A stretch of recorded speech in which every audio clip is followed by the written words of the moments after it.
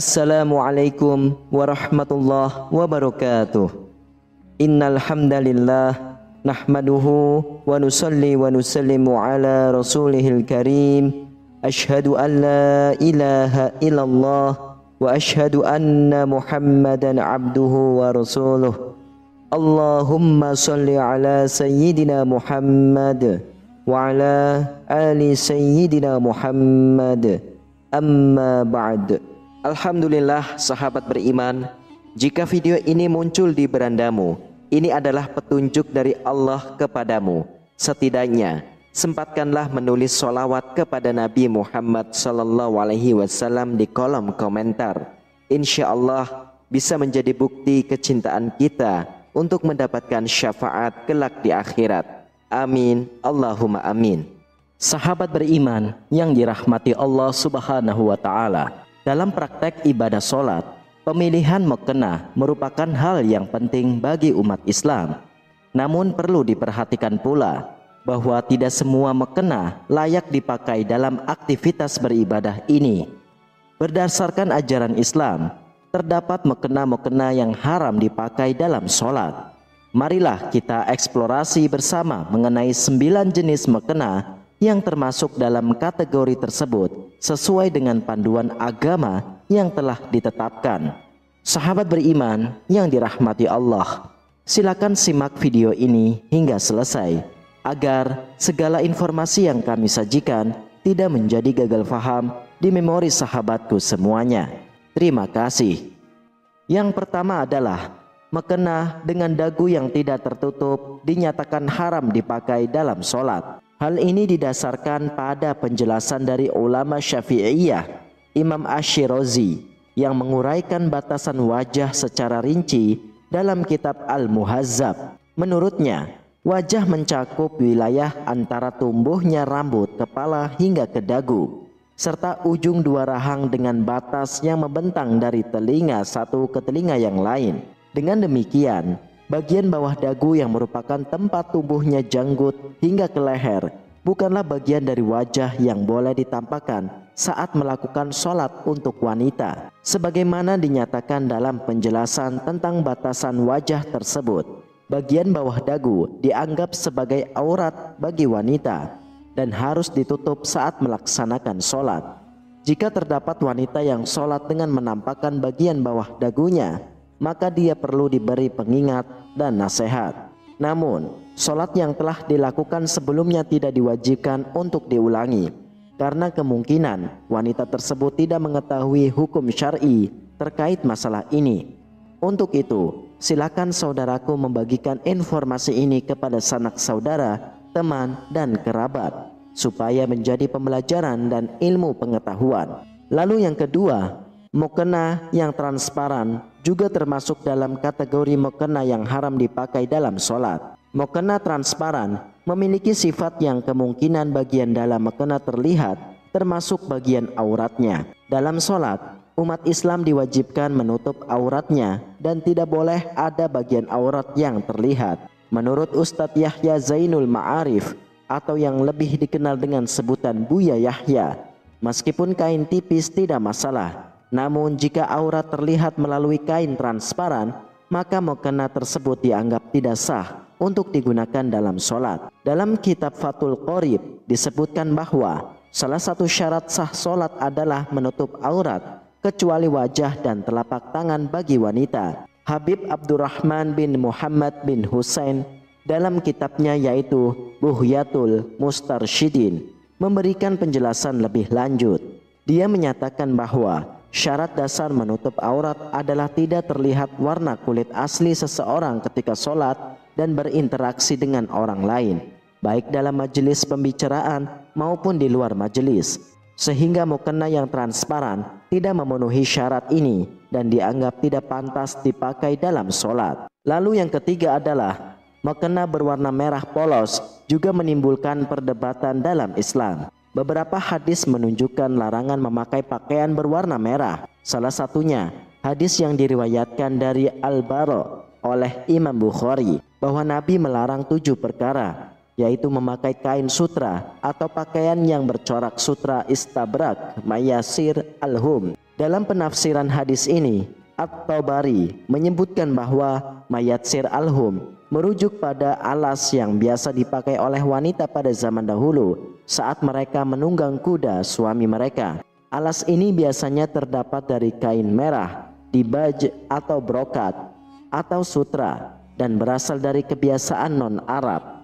Selain itu, hadis yang diriwayatkan oleh Ibnu Abbas radhiyallahu anhu juga mencatat larangan memakai pakaian berwarna merah. Diceritakan oleh Ibnu Abbas dalam hadis Imam An-Nasai nomor 5266 dengan sanad sahih. Beliau mengatakan, "Saya dilarang untuk memakai pakaian berwarna merah, cincin emas, dan membaca Al-Quran ketika ruku." Namun, para ulama berbeda pendapat dalam menafsirkan hadis-hadis ini. Pendapat pertama menyatakan haram memakai pakaian berwarna merah secara mutlak sebagai tindakan kehatian dan untuk memperkuat hadis-hadis yang melarangnya. Pendapat yang kedua memperbolehkan penggunaan pakaian berwarna merah secara mutlak. Pendapat ketiga menyatakan bahwa memakai pakaian yang dicelup dengan warna merah secara penuh adalah makruh. Namun jika warna merahnya ringan atau tidak penuh, maka diperbolehkan. Pendapat keempat menyatakan bahwa memakai pakaian berwarna merah secara mutlak adalah makruh jika bertujuan untuk perhiasan atau ketenaran, namun diperbolehkan jika dipakai dalam rumah atau di tempat kerja. Dengan demikian, meskipun terdapat perbedaan pendapat, umat Islam dianjurkan untuk mempertimbangkan kehati-hatian dan khusyuk dalam memilih pakaian, termasuk dalam hal penggunaan mukena berwarna merah. Lalu yang keempat, mukena yang diperoleh melalui pinjam tanpa izin terlebih dahulu juga termasuk dalam kategori mukena yang tidak pantas digunakan dalam sholat. Dalam ajaran Islam, mempergunakan atau memanfaatkan harta milik orang lain tanpa izin atau pengetahuan pemiliknya disebut dengan sifat ghazab yang diharamkan secara tegas. Dalam Islam, penggunaan dan pemakaian barang milik orang lain hanya diperbolehkan melalui cara-cara yang telah ditetapkan, seperti pinjaman, titipan, menyewa, atau melalui akad lain yang didasarkan pada kesepakatan saling ridho antara pihak yang meminjam dan yang dipinjam. Hadis yang diriwayatkan oleh Imam Bukhari dan Imam Muslim menegaskan bahwa melakukan kezoliman dengan mengambil sejengkal tanah saja akan mendapat hukuman yang berat di hari kiamat. Ancaman ghazab juga tercantum dalam hadis lain yang menyatakan bahwa barang siapa yang mengambil harta saudaranya tanpa izin, maka Allah akan menjamin bagi mereka neraka dan mengharamkan surga bagi mereka. Bahkan jika barang yang diambil hanya sekecil siwak, dengan demikian mukena yang diperoleh melalui pinjaman tanpa izin terlebih dahulu dianggap sebagai perbuatan yang melanggar prinsip-prinsip Islam, sehingga penggunaannya dalam sholat menjadi tidak sah. Lalu yang kelima, mukena yang memiliki gambar hewan juga termasuk dalam kategori haram dipakai dalam sholat. Hal ini didasarkan pada hadis yang diriwayatkan oleh hadis riwayat Imam Abu Daud nomor 4157 dan Imam An-Nasai nomor 216 dari Abu Hurairah.